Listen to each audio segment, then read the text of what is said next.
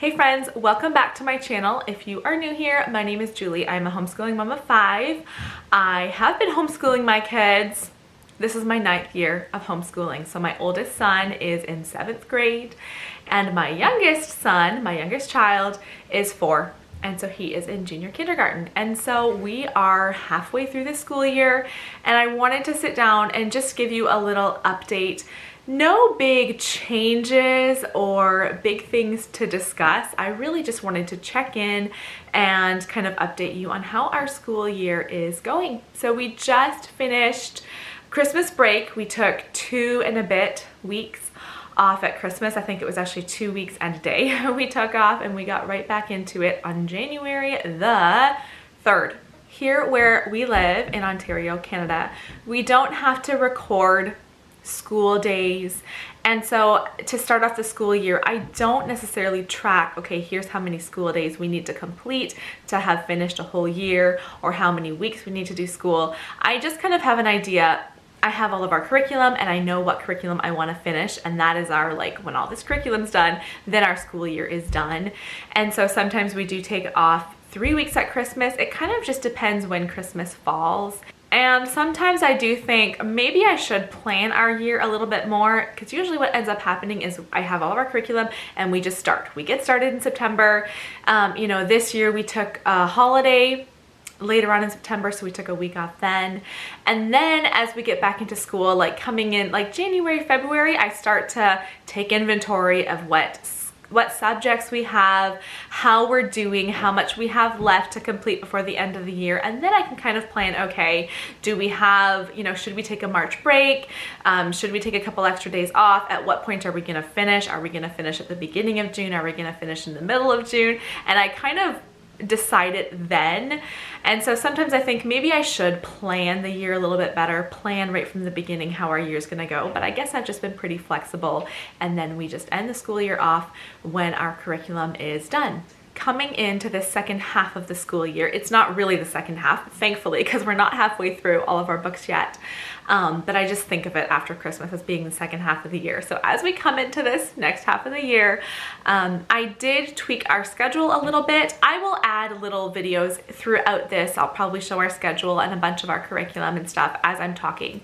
But I did adjust our schedule. This is a schedule I found on Etsy. I printed it up, I fill it in. I filled one in at the beginning of the school year, and it's a very, I do write down specific times, but we're pretty flexible on it. But I do like to look at the schedule and know, okay, who am I supposed to be helping right now? It just helps our school day flow more smoothly when I have some sort of routine written out. So I had a schedule written out. There were a couple things I wanted to switch as we started this next half of the school year. And so one of those things is, well, every subject that we're doing right now, we're doing every single day. So not like rotating days, we're doing everything every day. And so sometimes I find our school day just drags on a little bit longer than I would like. You know, we start our morning with our Bible time, our read aloud time, get into our subjects. And sometimes that Bible time and read aloud time can, either they take too long or I feel like I'm rushing to get them both in. And so I decided now we're going to do Bible time just every other day and read aloud time every other day. So the days that we do our read aloud, I think we will still go over a hymn and a Bible verse, but we won't delve into like our catechism and reading a psalm together and some of those other things that we like to do with Bible time. So we're only doing one every other day to kind of get into our other subjects a little bit earlier on in the day. I also moved when our writing time is. So like writing and language arts, the kids are going to be doing in the afternoon instead of in the morning. For the morning, I like to stick more to the subjects where I am needed. And so writing they can do pretty independently. So they're going to start doing that in the afternoons now. I'll go through and talk a little bit more about our curriculum. We're not switching anything with our curriculum. I mean, I never do. I really, unless we're like hating something is like really not working, I typically don't switch our curriculum at all during the school year. Maybe just kind of switching focus, what we're spending more time on. So as far as our curriculum goes, we are still using Gather Round curriculum, and we finished, so far we finished 2 units and we have 4 units left to do for the rest of this school year. So the units we finished were Australia, and farming and food. And then for this springtime, we are currently working on dinosaurs. Next, we're gonna do Antarctica. Then we're going to do, this is all just off the top of my head, see if I remember, then we're gonna do living off the land, and we're gonna end off with sports and PE. I did sit down and kind of just track, okay, we have 4 units left to do. I think we're a little bit, kind of behind schedule for only completing 2 so far. And so I kind of wrote down, okay, if each unit takes us 6 weeks, we do need to make sure we're doing it every day, not taking as many days off to make sure we can finish off the school year in good time. If you are unfamiliar with the Gather Round curriculum, it is a unit study approach, and it covers all of your subjects except for math. We have always added in handwriting as well. One of the big questions with Gather Round is always, is this enough? Is this enough without adding in extra, without supplementing?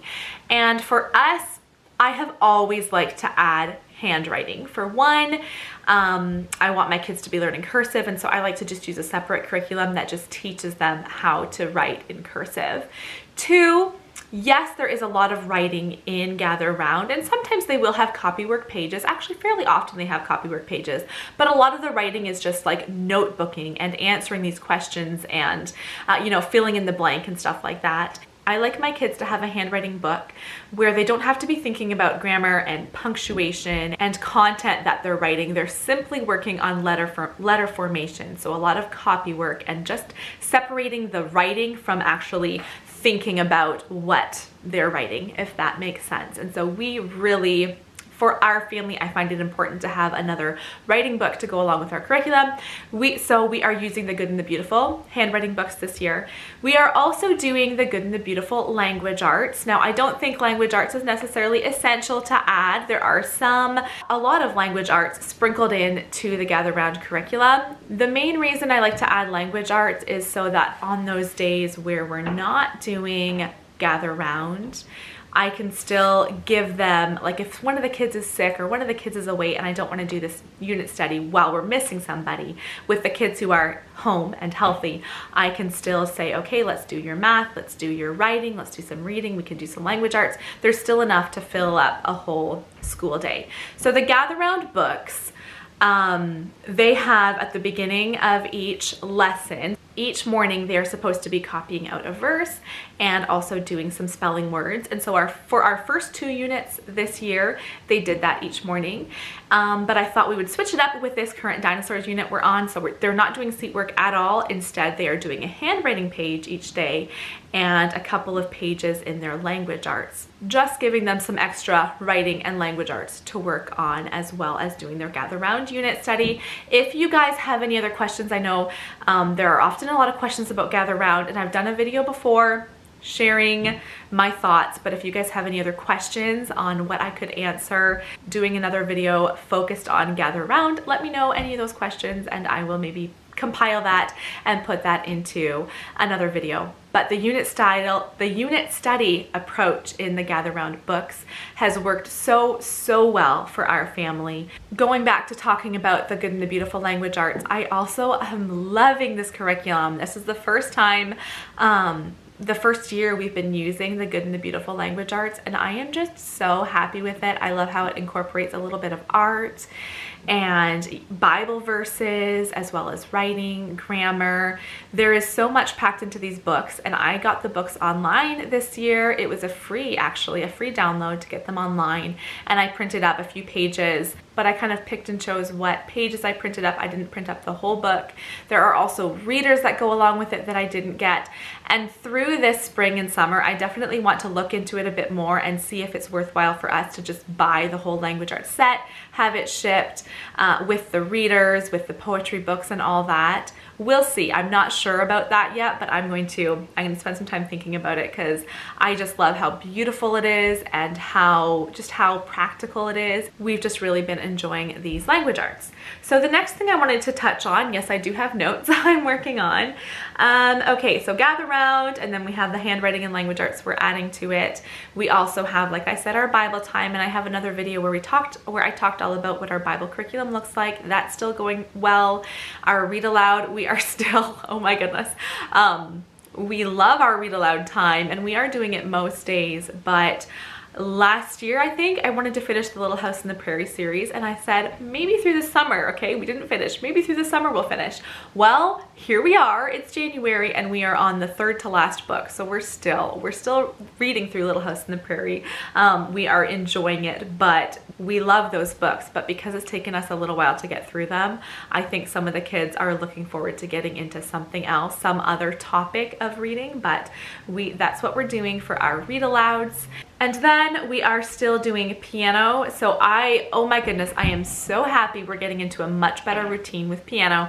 I teach them piano, so it's a lot of me just, you know, being consistent and giving them weekly piano lessons, and that I've been so much better this year than ever before. So I teach the oldest two a piano lesson every Monday. I mean, occasionally we'll miss and I'll do a lesson Tuesday, but we're pretty good sticking with that Monday lessons. And then my third and fourth child, I teach them every Friday.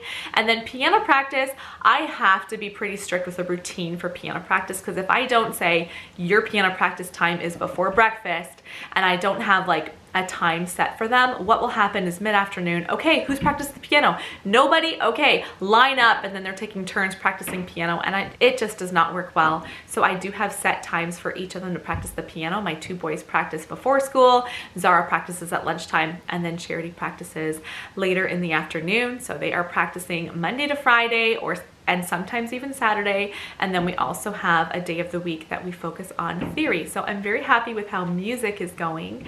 For math, my three oldest are using teaching textbooks. I have talked about teaching textbooks many times. I've done quite a few videos on that. If you're curious to see more about how teaching textbooks works, this is a program on the computer, and we're still very happy with it. I need to kind of dig deep a little bit, see what's going on, because my oldest two kids, they are doing well. Like, I get the emails every day, like how they did on their lessons the day before, what their average grade is for the year, and they're doing well. But each lesson has, I think, 20 to 22 questions. And some days it can take them almost an hour to complete a lesson. So they don't always complete a lesson. Basically, we're doing school Monday to Thursday. And if they haven't completed 4 lessons, then they do math on Friday as well. And some lessons, it just takes them a long time. And I'm not sure if the questions are that hard. Like, it's just a lot of steps to get these questions, and that's just how long it's taking.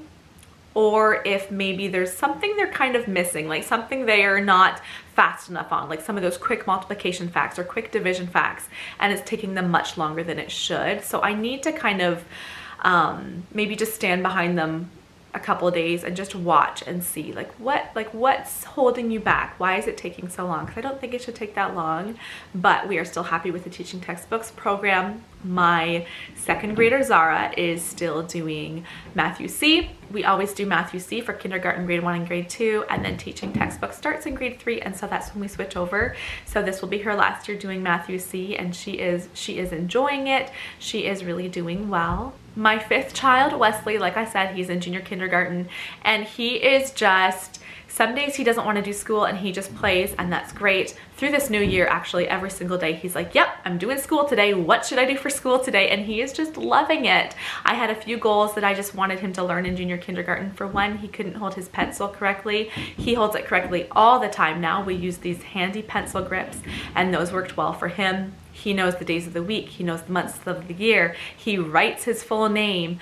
He knows the letter sounds. He loves doing his tracing book, which is helping him with pencil control, and he's doing really well with that. He actually really wanted to start Teach Your Child to Read in 100 Easy Lessons, and so we started that, and he's even, I normally would never do this with a 4-year-old unless I was like, not like, oh, maybe we should do it, but like, he is, Mom, please teach me to read. Please teach me to read. And that's the only way that I would ever start that with a 4-year-old, if they were so enthusiastic and they just really wanted to do it.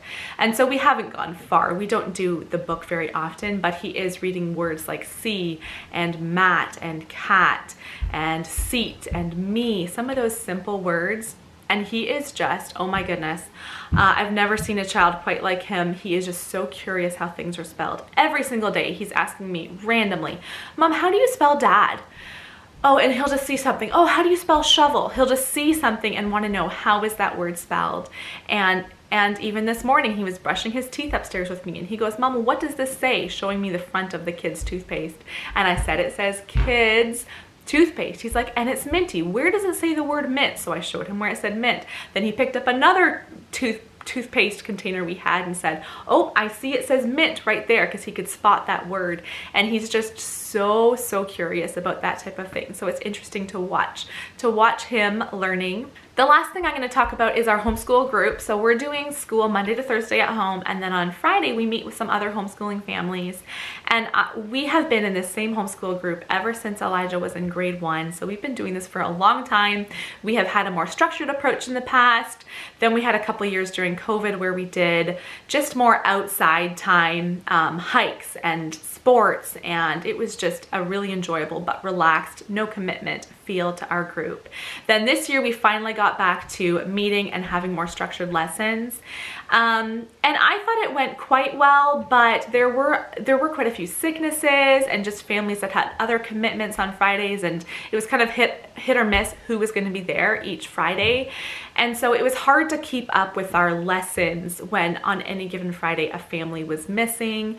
And so through this spring semester now, we are going back to outside time. We're like, yeah, no more structure. Let's just do outside time again on Fridays, which we really enjoy. Our family really enjoys those outside activities. It pushes us to just be outside even in the cold weather. I'm not sure just how it's gone this year. I'm not sure. I think likely with the older kids getting older and our families kind of going different ways, this might be the last year this homeschool group meets. So that might be a big change next year, since like I said, we've been meeting, this is our 7th year meeting. So we'll see what happens with that. But that's how our schedule goes, is Monday to Thursday we do school at home, and then Friday we have our co-op. Okay, I see I just hit the 20-minute mark, so I think that's a pretty good length for this video, but that's just kind of a quick update how our school year is going. I think I included everything I wanted to talk about. If you have any other questions, leave those down below, and subscribe if you're new here and want to see more homeschooling content from me. Thanks for watching today. We'll see you next time. Bye-bye.